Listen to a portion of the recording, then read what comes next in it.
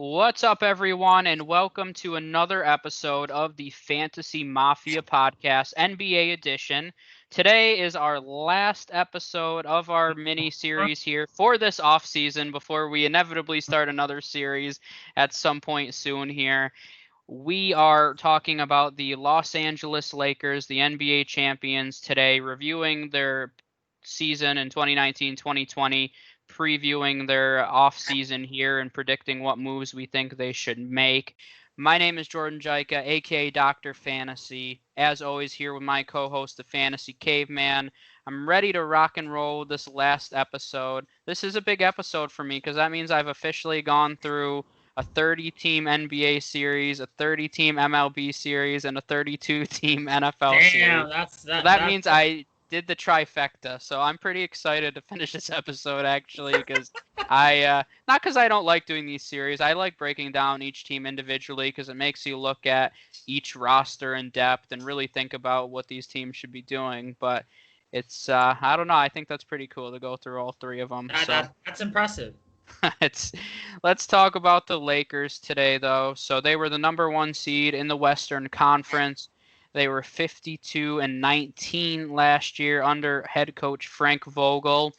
And I mentioned this in one of our lives, but I feel like they really cruised through the entire playoff run that they had. I mean, when you look at it, they had a little bit of scare in round one. They lost game one to Portland. Everybody said, oh my gosh, Portland's going to beat them.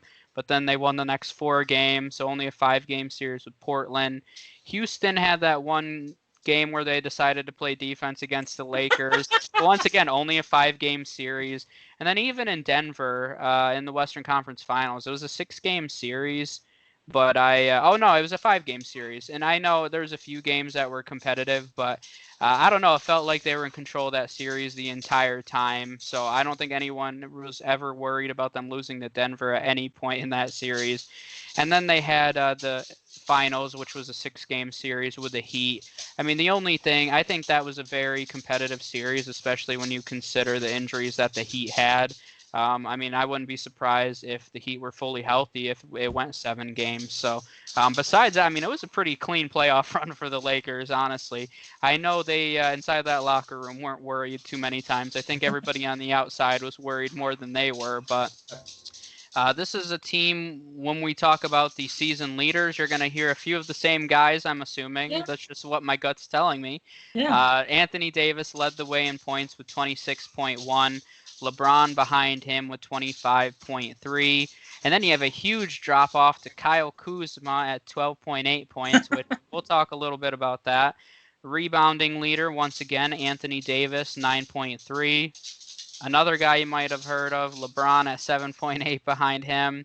Dwight Howard at 7.3 behind him. And then in fourth, you have JaVale McGee at 5.7. LeBron, this is the only category that Anthony Davis did not lead. Spoiler alert. LeBron led the way in assists with 10.2. Rondo behind him with 5. Steals, once again, Anthony Davis, 1.5. Danny Green, 1.3. LeBron, 1.2. Alex Caruso, 1.1. Then you hit blocks, once again, Anthony Davis, 2.3. JaVale McGee, 1.4. Dwight Howard at 1.1. Okay, man, let's hear your plus minus and who stood out to you. Okay. You wanna take a? I feel like you have 2 options. I was like, you have a 50-50 chance in this scenario. I'm gonna say Anthony Davis. No, it was LeBron. It was LeBron.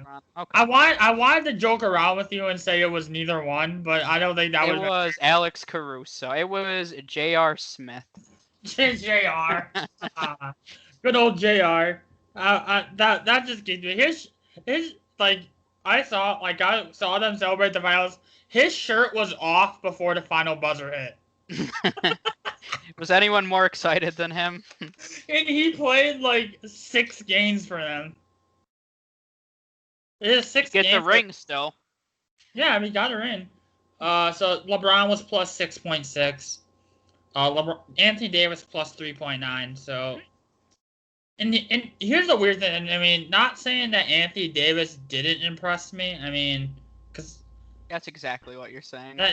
But even with him all over the leaderboard, as you probably expect, not almost a sweep of it, but To me, Anthony Davis just did what I expected Anthony Davis to do. He's a superstar.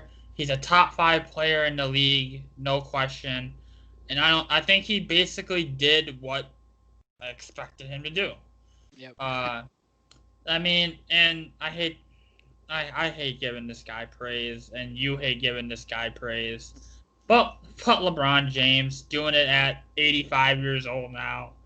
He's been in the league for 25 years, it seems like, at least. I mean, 25 points, 8 rebounds, 10 assists in his age 33 season. I believe led the league in assists this season. It led the league in assists per game. I mean, and easily the runner-up for MVP. I mean, there's really, at this point, LeBron James is, I mean, we're not going to get into that one debate that everybody loves to get into. But LeBron James is the greatest. Please, God, no. No, we're not going to get into that. But I will say he is the greatest player of this generation, and it really isn't even that close. The way he looks as good as he did his rookie season in terms of how fresh he looks. He's probably better than that. Yeah, well, obviously he's better than that, but like he looks like his energy is like he just came into the league, and that's just impressive. And then quickly before, I'm sure Lakers won the championship, so there has to be a lot of guys that impressed, you would think. But Rajon Rondo, more actually just playoff Rondo, was back. And I just kind of love the whole thing of Rondo never doing anything in the regular season. And then just playoff time, he just flips the switch and just looks like a top 10 player in the league during the playoffs. And I love the whole thing of playoff Rondo. It's just that I just like it. It's like Linsanity, if you remember Linsanity back in the day. Just one of those fun things to follow and keep an eye on. But yeah, Rajon and Rondo, in terms of the play, he played really well for the Lakers in the playoff. Like and he really helped take some of that playmaking responsibility off of LeBron. You see, he was able to set up his teammates very well. I mean, mainly just in the playoffs, but that's why they got him. So, who impressed you besides let's not mention LeBron another minute in this episode. I think that's going to be impossible. Yeah. But I mean, it's hard. I mean, tell me if I'm crazy, but looking at this roster, this just doesn't look like an NBA championship roster. I mean, call me crazy, but from top to bottom, I mean, it's so top heavy with LeBron and Anthony Davis, and then after that, it's kind of like I mean, just a bunch of average role players, if you want to be honest about it. I mean, Avery Bradley, Kyle Kuzma, Kentavious Caldwell-Pope, Dwight Howard at this point in his career, Alex Caruso. I mean, they're just all average names. I mean, there's really not many people that stood out. I think Kyle Kuzma had an opportunity this year to show us that he could be a legitimate third option. But I mean, he had a nice season, but I don't think that I would be comfortable if I was the Lakers with Kyle Kuzma as my third scoring option. I'm not saying, I was going to say Kyle Kuzma's not the third scoring option on a championship team, but I guess I can't say that because he was. He was, so, yeah.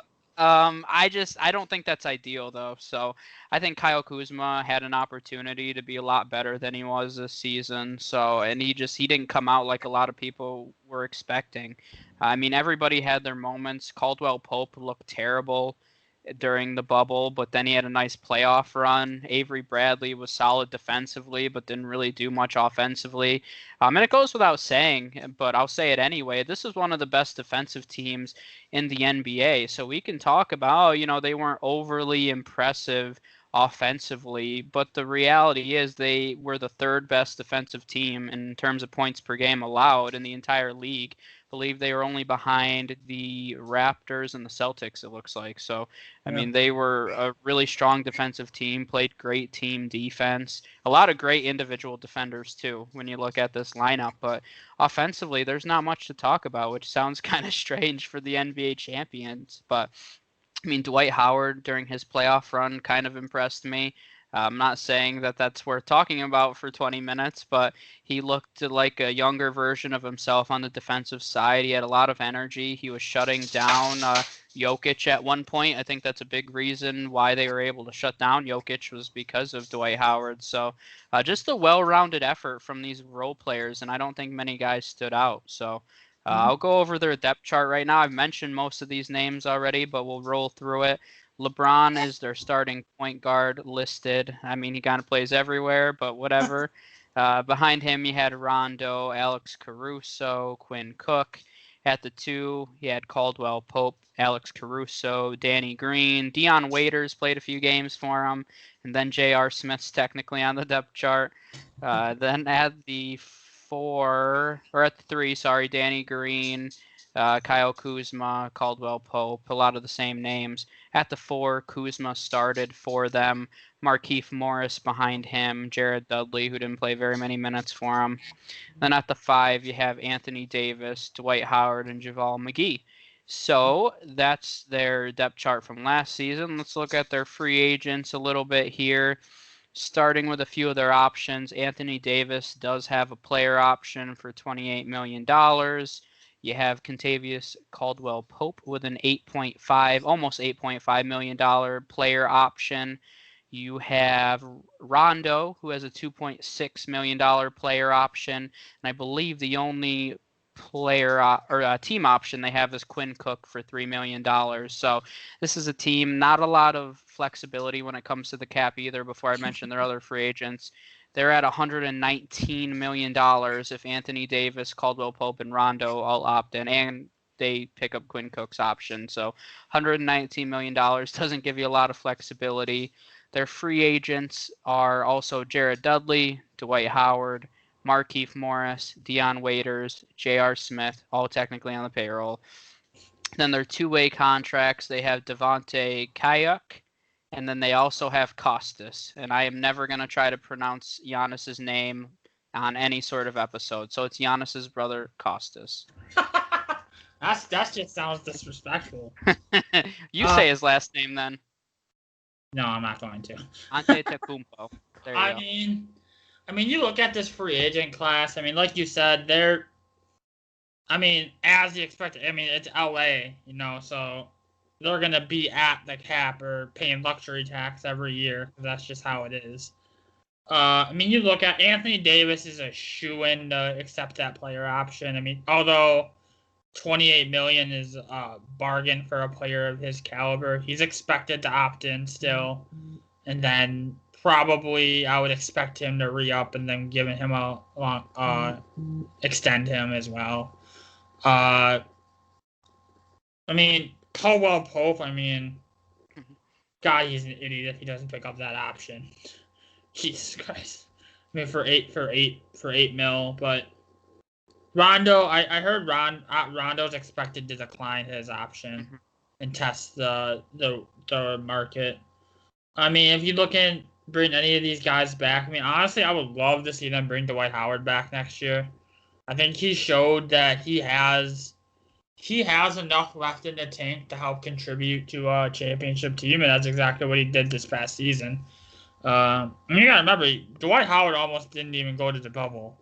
He was like on the fence for a while, and then decided he was finally gonna do it. So, I mean, you look at it, Dion Waiters, who I forgot they went and got him. J.R. Smith, man, J.R. Smith. I love the personality that and just the kind of swagger he brings to the league. I just love watching some J.R. Smith. I mean, Jared Dudley, nah. Markieff Morris, I think a lot of people forgot, like, he has a very under-the-radar pickup for him, kind of mid-season. I mean, I don't expect them to bring him back, but we'll kind of see what kind of money he commands on the market. But honestly, and this kind of, I'll get your thoughts in here before I have a trade scenario for them that we'll get to in a minute. But honestly, aside from Davis, who's a shoo-in to pick up that option, they probably, and I would keep Dwight Howard, but other than that, like I don't see them really needing to retain any of these guys outside of Anthony Davis, who obviously they will have, and probably Dwight Howard. Yeah, I mean, I think their priority this offseason is going to be signing Anthony Davis to an extension. That's a reality, and it makes sense for all parties. Anthony Davis gets to win championships or keep trying to win multiple championships in LA. He can be a superstar for him. Even after LeBron, he's still only 27 years old. So, I mean, it just makes sense from all angles for Anthony Davis to stay there long term, and I think that's really their priority. But I mean, I guess this probably isn't that bold, but I think that of all those names we mentioned, I think Anthony Davis is going to be the only one on the roster next season. True. Um, and from what I've seen, Caldwell Pope is probably going to opt out. This is Really? not a very strong free agent class, as we mentioned several times. And there's a lot of, based on what he did with this team, there's a lot of rumors that he'll go for 3 or 4 years at $10 million a season. So if he is only going to opt in for 1 year, $8 million, it doesn't make a lot of financial sense for him. I will say that I've seen on Twitter that LeBron has been recruiting him to come back pretty intensely. It's kind of hard to say no to LeBron, but I don't think the Lakers are going to sign him to a long-term deal. I would be surprised anyway. Rondo, I think Rondo could come back. He's not going to opt in, but he's going to take a short-term deal with a championship contender, so why not the Lakers? But I really don't see any of these free agents coming back. Been hearing a lot of him to the Clippers. Yeah, I've read that a few times as well. So that looks like that's a scenario that might happen. But besides that, I mean, all of these guys, if you want to be honest about it, are replaceable on this roster. Essentially, this team is built. It's LeBron, Anthony Davis, fill in the rest of the pieces. I mean, that's how they're built right now. They can find guys on mid-level exceptions and minimum salaries that want to come to LA just to win championships. Yeah. And that's what they're going to do at this point. So do I think that's the way they should go? I mean, I don't personally like building teams like this, but they won the NBA championship, so who am I to say it's a bad way to build it? So you said, well, let's talk about their offseason needs a little bit. I have a few here, but I want to hear what your trade scenario is and what you have to say. I mean, first off, so there's been a couple of things that I've seen. Obviously, I think with Rondo probably opting out, and this ties in their offseason need with the trade scenario, is they're going to need that playmaking point guard. They're going to need a point guard. And LeBron, obviously, he can set up and run the offense and create. But at this point, how much do you really want to ask out of LeBron at this stage in his career? Like, do you really want to have to rely on LeBron to set up your offense next season for every single game? Yes. Whenever he's on the court. A couple of guys I've heard them rumored going off after the in the trade market. Derrick Rose has been a name I've heard. I think that would be an interesting fit. Another name, and I think it makes too much sense. It would be Chris Paul, and he's been a very hot name everywhere. Every playoff team that feels like they need a point guard has basically been linked to Chris Paul. But him and I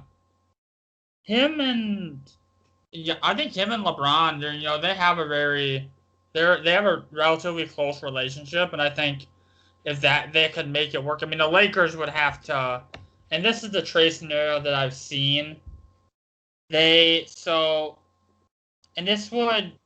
would be, I mean, this would only work if he opts in. But so this scenario is the Lakers acquire Chris Paul and Terrence Ferguson, and they give up Danny Green, Caldwell Pope, assuming he opts if he opts in. JaVale McGee, Quinn Cook, and a 2027 first round pick. 2027. I was like, you just made me think of what year are we in when you said that. I'm like, what year are we? I'm just saying that's the scenario. So you're looking, and it's basically just to offset the salaries. I don't think and Quinn Cook's an interesting name that Oklahoma City would get back. But what do you think about in general? What do you think about them going out and getting Chris Paul or going out and getting a guy like Rose or just trading for a point guard in general this offseason? Yeah, I mean, financially, it makes. I mean, that's going to be the hardest part. I mean, I think for team-wise, it's the perfect fit. I mean, if they can find a way financially to bring Chris Paul in, I think you definitely do it. I mean, for me, their biggest need overall is just finding a third scoring option. I don't really care if it's a point guard. I don't care what position they play. But at this point, I don't think you can have long-term success. Or I mean, I think they would be hard-pressed to win back-to-back championships with Kyle Kuzma as their third Man, you hate option. You hate Kyle Kuzma. Yeah, I mean, I guess I do. But no, I mean, he's a solid player. Like, he's fine in their starting lineup, but I think they need more scoring punch if they want to go back-to-back. Danny Green, if they get a superstar, is going to have to be involved somehow. He's making $15 million. So he's definitely going to have to be on the move no matter what. Another name, I forgot to mention this, but Avery Bradley was injured, so he wasn't on their depth chart technically. So I don't think you mentioned him in that trade, but he can be a pretty valuable perimeter defender. So having him there is going to be really helpful. But I mean, I think that's their biggest need. If Kyle Kuzma is your fourth or fifth scoring option, that's fine. But I really think they need a little more of a scoring threat. And I think they're going to have every opportunity to go out there. Chris Paul was definitely on my list, but we've heard a lot of guys that have been rumored to be on the move. We've heard DeMar DeRozan quite a few times. I think DeRozan would make a lot of sense with them. More long shots, but Bradley Beal and Zach LaVine have been rumored to be on the move, and then they're also rumored to be staying. But those would be younger options that may be enticed to go to LA. And then more realistically, I think the most realistic options for them are DeMar DeRozan, Chris Paul, Victor Oladipo, who we talked about is probably on his way out in Indiana. I think that's realistic, and he's not making an unreasonable amount. And then Buddy Hield has actually been rumored to go there as well. I think that's kind of interesting. He's kind of on the outs with Sacramento. We saw him get benched. So I think that would be kind of interesting if he went to LA. A little bit of a younger option for them as well. I'm sure Buddy Hield would be doing backflips if that was a deal that happened. But I think Chris Paul makes the most sense. I just think the challenging piece is going to be when you include Anthony Davis's extension. He's going to be making more than $28 million, which is his player opt-in. Number one, is Anthony Davis willing to only make $28 million this year to bring in Chris Paul?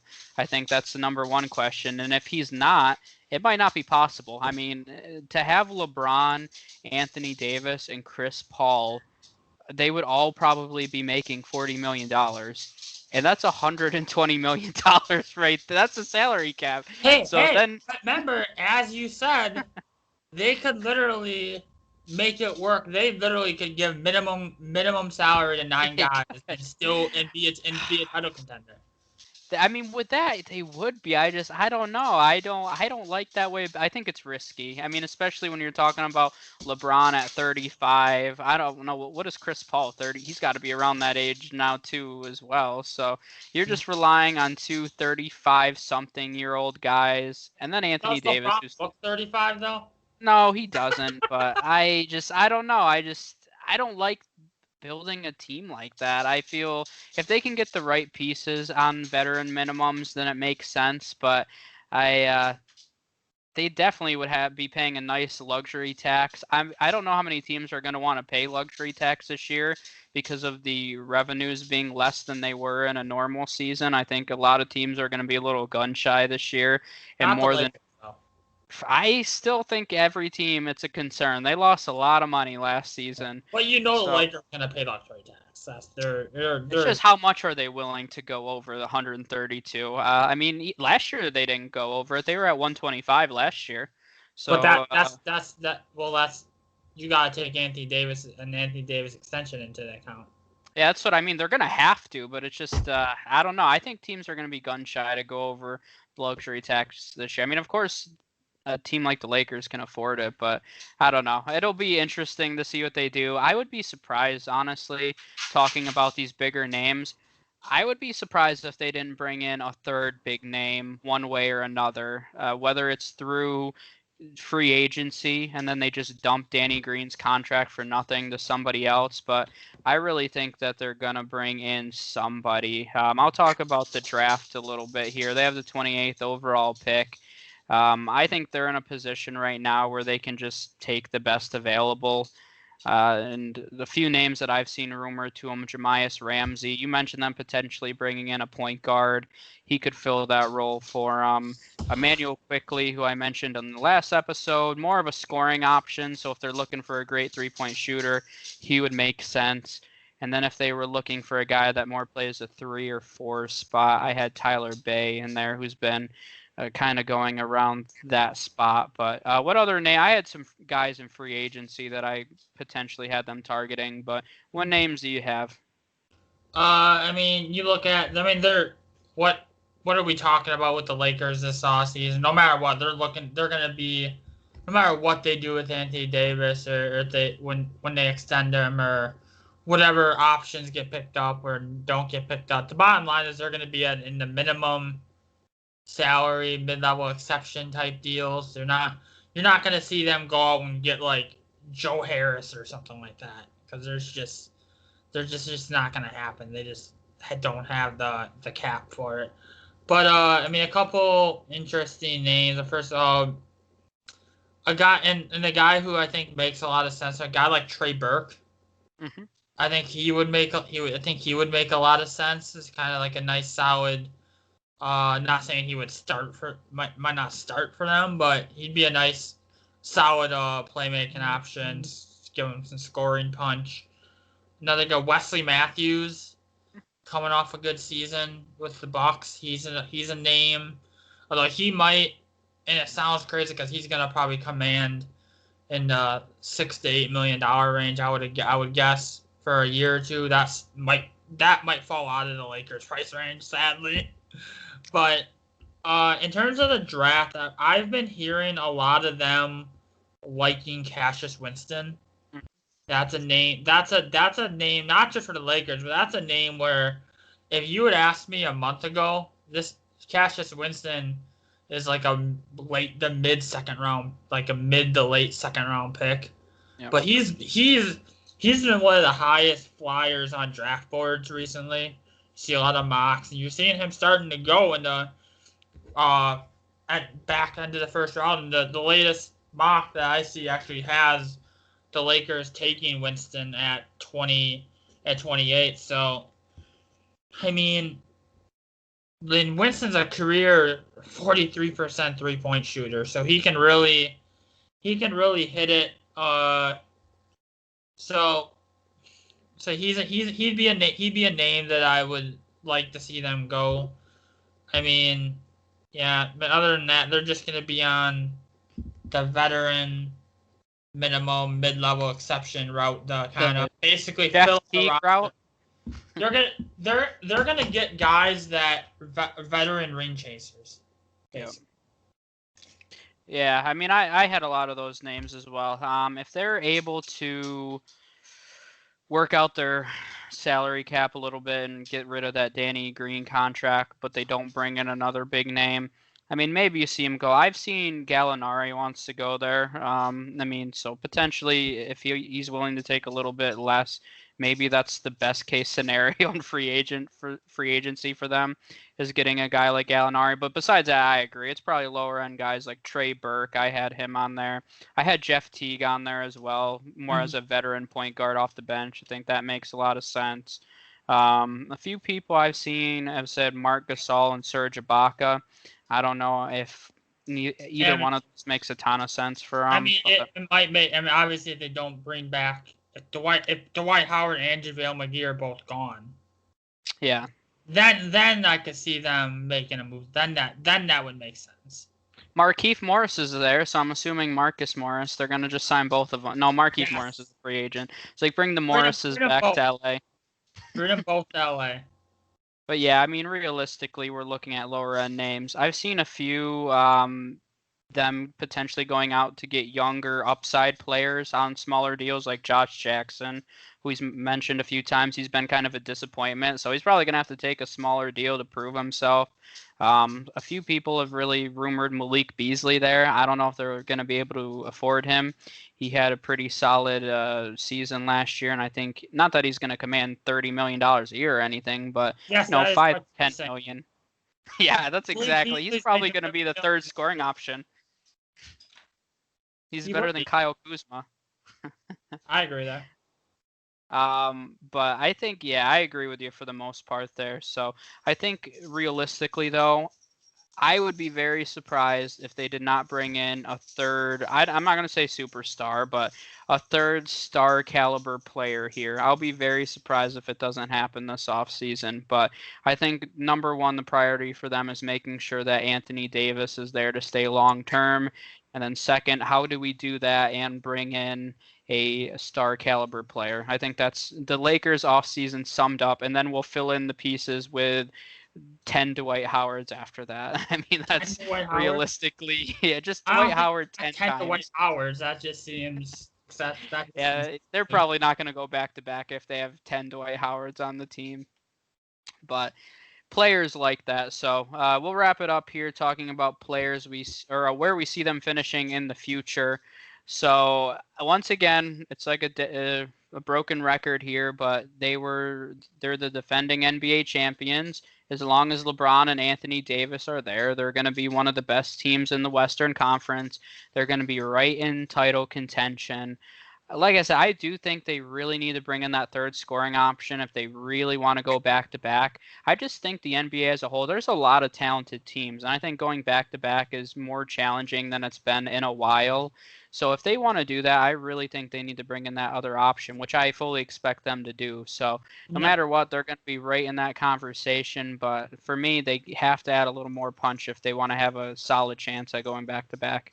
I mean, at this point, I don't expect to beat LeBron to be any worse than he was last season. He wasn't bad. He was one of the best. I expect LeBron to be, maybe you see a sliver of a decline. Although I wouldn't bet again. How dare you? That. But even if they don't, and I agree with you, they should bring in a third superstar, or maybe not superstar, but at least a third star player to kind of take some pressure off of LeBron and Anthony Davis. But even if they don't, and you basically have Anthony Davis, LeBron, and veteran ring chasers to fill out your roster, they're still going to be a title contender next season. They're going to be a top team in the West, probably the 1 or 2 seed, maybe 3. But I don't see them finishing any lower than 3 in the West next season. Although that sounds disrespectful to say How dare you? Seed. But they're gonna be a title contender, and they're not saying they'll go back to back. But if I had to right now bet on who I think wins the NBA championship right next season at this moment, I think I would probably bet on the Lakers going back to back. To be honest. A lot's going to happen. They're going to get guys. Other teams are going to get guys. But if I had to bet right now, I'd probably say the Lakers would go back-to-back. But we'll see what happens. But they're definitely going to be in title. They're going to be in the Western Conference Finals next season at minimum. So. Yep. At minimum. Yeah, I would agree. Any other final thoughts before you wrap up the series? Nope. It's been a fun. This has been a fun series to do. Yeah, like I said, I really like breaking down every team. I know it seems like a lot of work, and it definitely is, but I like going through every single salary cap, looking at what moves are possible. Not only what moves they should make, but what moves are actually realistic. Because, of course, if we want to say, oh, the Lakers can go out and get Giannis, but that's literally impossible. No, So like, no, you don't want to see Giannis there. That no. would be a disaster. But That, that'd be worse than Golden State Super Team, to be honest with you. that's terrible. Oh God, why'd I even say that? That's how I'm ending this. Is with Giannis going to the Lakers. Oh Okay, god. that's a terrible way to end this. But I appreciate everybody who's watched. We've actually had pretty good traction on a lot of these, and quite a few people watching. So make sure you subscribe if you're watching this and you haven't subscribed already. You can check us out on Facebook, the Fantasy Mafia. You can subscribe to the audio version as well if you prefer to just listen on Spotify, Google, or Apple Podcasts. And then make sure you check out our Facebook group, the Fantasy Hotspot. Lots of conversation going on there. It's a forum where you guys can go in, post questions, and talk with your fellow sports fans. So make sure you check that out. But I appreciate the support. Caveman appreciates the support. And we'll see you guys next time. We're going to be talking about the NBA draft, which is coming up pretty quickly. We'll have a few more prospect profiles that we're going to go over. And make sure you check that out. And we'll see you guys next time. Yep.